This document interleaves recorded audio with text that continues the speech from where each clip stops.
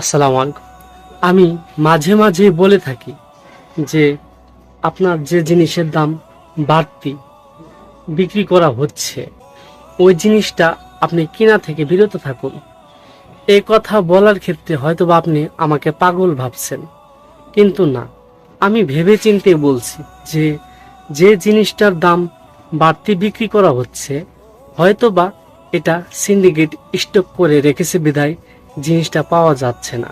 আমরা যেটা করে থাকি, যে জিনিস পাওয়া যাচ্ছে না দাম বাড়বে বাড়বে সবার মুখে শোনা যায়, পেঁয়াজ হোক, আপনার তেল হোক, যে কোনো জিনিস, তখন আমরা ওটা বেশি করে কিনি।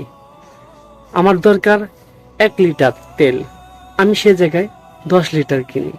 আমার দরকার 1 কেজি পেঁয়াজ, সে জায়গায় আমি 10 কেজি কিনি।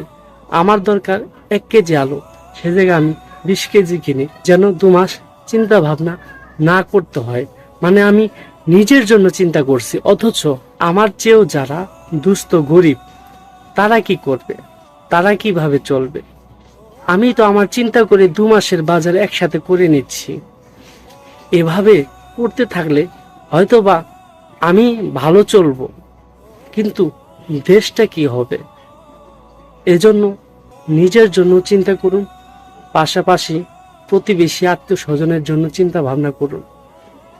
আপনার যখন যেটা প্রয়োজন, যদি দাম বেড়ে যায় সেটা কিনা থেকে বিরত থাকুন। প্রয়োজনে কিছুটা কম হলেও কিনে আপনি নিজেকে চালানোর চেষ্টা করুন, যেন সিন্ডিকেট ব্যবসায়ীরা ধরা খেয়ে যায়।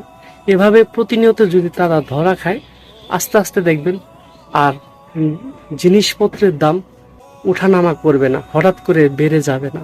এটা আমার কথা, আমার আইডিয়া থেকে বললাম।